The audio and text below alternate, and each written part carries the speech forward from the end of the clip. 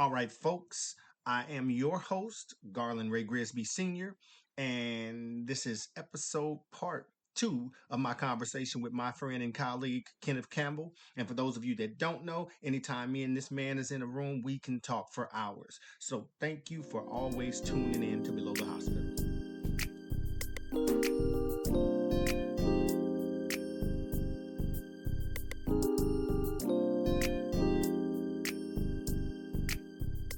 I agree with you that it says you should run a biological. Now, I remember the days when that used to happen. I remember the days when that used to happen. I remember the days where you used to test high-level disinfectant once a day, and that was outrageous. So, in reality, yeah, follow the best practice and use it to your advantage. This will help you get the things that you need, right? When you start using documents like AAMI ST79, then you're able to say, hey, look, this that we have is outdated. We need to bring it to the now. But my problem, the biggest problem I have is if you're saying the ST79 is suggestive, then what are we doing with ST91? What are we doing with 108? And all those things that now you're putting more and more patients at risk if you're telling me, and I literally just left a facility not even 2 weeks ago where she said, oh, I can't do that 10 minutes of air. What do you mean? I was confused. I was like, what do you mean? And she's like, well, when it comes out, it's going into a cabinet. I get that. But it also says that it needs to be dry going into that cabinet. But no, I have air in the cabinet. So you're not going to read anything the standard says. You know what I'm saying? So we can't pick and choose the parts that we are doing. However, to the caveat of that, I say this. Other agencies that are using that parameter needs to be aligned as well. And I can get on the 3-sync method and tell you that, how they differ in different places. And this is a conversation we've had. That 3-sync method, if you go by what AAMI says is one way, you go by what HSBA says is a different way. So that people are like, so who do we follow? We get certified over here, but you're telling me this is best practice. So that's why I say we need to take that gray area out. Everybody become aligned. And if we're going to use ST79 as the bar, then leave it as the bar. And everybody should be aligned there. So wow, that was a lot there. That's a lot, and we can talk about that a whole lot more. We can talk about that that's a whole more lot conversations more. right there. So let's talk about teaching somebody, right? Okay. When you're teaching somebody new, what pointers do you provide them with regard to steam sterilization? Paying attention to detail. To me, it's all about the devil's in the details, right? So you want to make sure that you're following IFUs.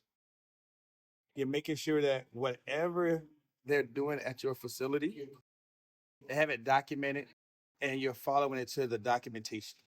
Because what I've seen is people get confused about and for the novice people, everything doesn't be on the same, when I say time and temperature, there are certain items that can be sterilized at different times, still the same temperature. So can you put, and this is a debated topic, can you put a 4-minute item on a load that has a 10-minute item? As long as you run the 10-minute items cycle. So are these things allowed? So pay attention to those details because that's when we get in trouble. So when documentation and stuff come out, does it say minimum? Does it say maximum? So all of those little things. So I teach to the details. I don't know if you know, but I actually am an instructor now for sterile processing. So I'm teaching classes. And when I get into that, that's one of those things where we talk about those little minute details that could change the outcome of that load. And if that load is compromised, then all of those trays are compromised. So you want to make sure that we're paying attention to the details. If you don't know, ask a question. That's the biggest piece. That's the biggest piece of advice I can tell you. If you don't know something, don't assume. Don't just say it'll be okay. If you've gone through a program, relearn, know what your training said. And if it sounds questionable, question it. Yeah, and to your point, ask the question. Because if you don't ask a question, believe you me, you will be asked questions about why you didn't ask the question. Right. So you don't want that. Yeah, you don't want to be on that. Don't get called to the carpet because of something that, could have been easily avoided. I've seen people throwing Oh, I forgot to put a biological on this load, so I'm gonna put an extra one on the next load. What are you doing? Come on, like don't do that. No Don't do extra. that. Yeah, There's no such There's thing no as extra. it was saying. Like, be careful when you're doing that. And the one thing, if nobody ever tells you, all that documentation is legal documents. Like so, falsifying, doing all those things, it'll come back to haunt you. You don't want that. You definitely don't want to have the people show up and be asking for your signature. Like so. Right, not not in that kind of So that would be the one thing that like I would preach on is pay attention to the details and don't be afraid to say you don't know something. So I think that ties into this next question, right? About ways in which steam sterilization can go wrong. So how do you avoid wet packs, and what are the risks associated with wet packs in SPD? The best way is that y'all have to be aligned in what you're accepting in your department. First and foremost, these trays have weight limits. Reps, and they're guilty of it. They would try to sneak an extra 2 or 3 instruments in a pan just to keep from having to do a separate pan. And if we're not doing our due diligence and accepting and weighing those trays, you can have too much mass in a tray. And then that's one way. Tech's trying to I'm not even gonna call it a cutting corner. Tech's just trying to be overzealous and overstuffing a sterilizer rack. Hey, if I put all of it on this load, I get an extra 2 minutes on my break. Like, doing all those little things. Again, it's gonna come down to that due diligence of following what you're supposed to do. Like, knowing your job is one of the most fundamental things, but loading your sterilizer rack the right way, making sure that weight is distributed evenly, and making sure that those things are done. All of these little things that are going to come around to say, all right, my load is appropriate. I have the right time. I have the right temperature. I'm running the right cycles. This should not result in a wet pack. Now, that tech can account for steam issues. Is it too saturated? Is your steam too saturated? Is that something that's been a problem, which we don't solve by higher up in the dry time, by the way. We're not going to get into that either, but you don't add more dry time because your trays have been coming out wet. That is not the fix for that. That's not the fix for that. Just so everybody's aware. 2000. You know what I'm saying? We don't have 65-minute dry time. like what are y'all doing? But no, so in the fundamental answer is just knowing the basic process of how to load that sterilizer and knowing what you're putting on that sterilizer load by means of that should be handled by the manager and leadership that, hey, we're receiving the right amount of weights in these trays. We're spacing them out accordingly on our sterilizer rack. And if there is any kind of wet load, is it the load or is it the steam? And knowing who to talk to about the separate things. Yeah. That was a good answer for that one because, I remember the days of adding time. Yeah, I was gonna tell y'all. So we're gonna talk about that crack door thing another day too. We're gonna bring that up another day. We got to too. bring it up. Yeah, we gotta stop telling people to do that. That is not a fix. Leave the door open. Yeah. So now this final question is related to the state of our field in general, right? Okay. What do you feel sterile processing as a whole needs? And have you observed areas where practices or education could be improved? I already know what the answer is to that last part, but we actually standardize education, if you want to be honest. That would probably fix 98% of all things happening in sterile processing. Because what we're seeing is an influx of, like right now, you're seeing an influx of bioburn. But why? The question is why. So if we're saying we don't know how to clean something or we don't know how to inspect, were we educated properly? Again, I know that we're dealing with staff shortages and all these things across the country, but at the same time, even working short, I'd rather have a quality trade than a quantity of trades. And I think that's where people get a little tied up in, oh, I could just cut this one corner. But if you've been trained properly, your educators have been doing their thing, there is no cutting corner. And management has to play their part too. Like, if you want the quality, you can't be over here talking about, I need you to knock out 30 trays today because we only got 2 people. Like, we can't do that to people. And you know what? And I just talked to one of my employees yesterday about that. I said, listen, out of 5 trays, I said, I'd rather you give me 3 trays, 3 good quality trays in an hour's time than for you to give me 5 trays and 2 of them or 3 of them got issues. Right. And I think that's where we're lacking people. That's where we're not having enough managers who say that, enough directors who don't say that.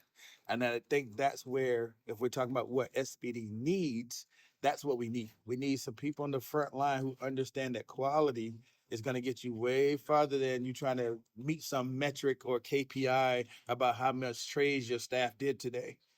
Like, I get it. You answer to hire people who want results. But at the end of the day, you're right. If you did 20 trays and I got to redo 11 of them, You ain't did nothing. Now you we did ain't more. do nothing today. So, I mean, like, so that's where I would say, if we're going to talk about where could we start to improve, I would think something around the educational piece, just to get everybody aligned.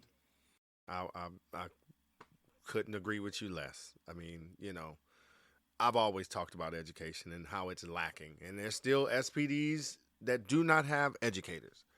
And yeah. I will say this, though. I will say, I know where you was going with that, but I'm going to say your educators, for lack of a better word, need to be educated as well. Right. You can't. Not just a title.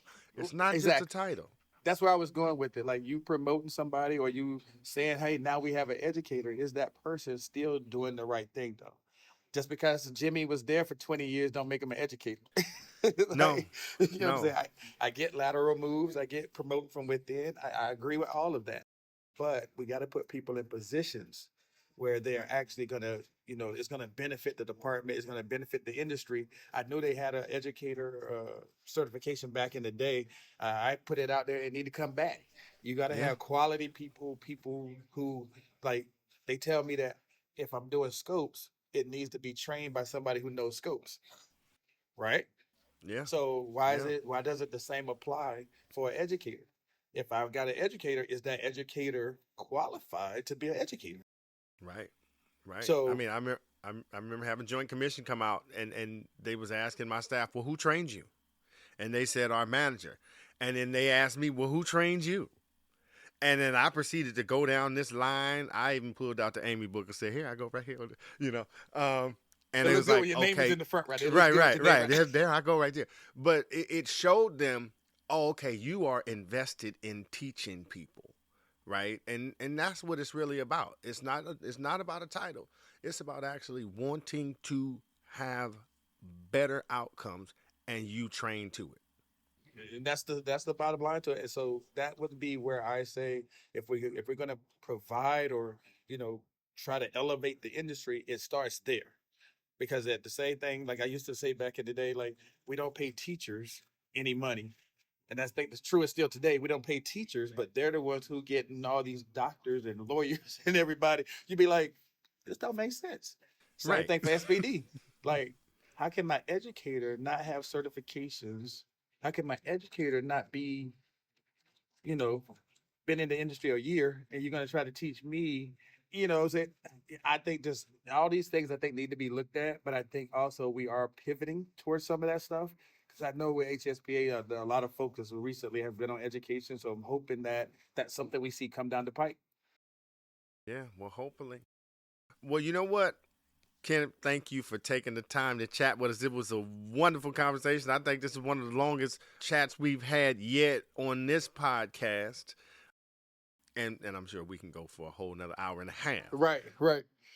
But thank you for taking the time out. We know you got a lot of stuff going on. So yeah, thank you for joining us. I appreciate y'all. Hey, if nothing else, keep listening. Hey, Garland, y'all do a great job over here. I can't wait to hear the next episode. But hey, keep doing your thing, my brother. And I look forward to seeing you in person again at one of these events out here, because you will have the room engulfed. I can promise you that. All right. Well, as usual, folks, I hope this episode has been useful. We'll be back in 2 weeks with another episode. If you want to support the podcast, you can find us at Below the Hospital on Spotify, Apple Podcast, YouTube, and AAMI.org. Until then,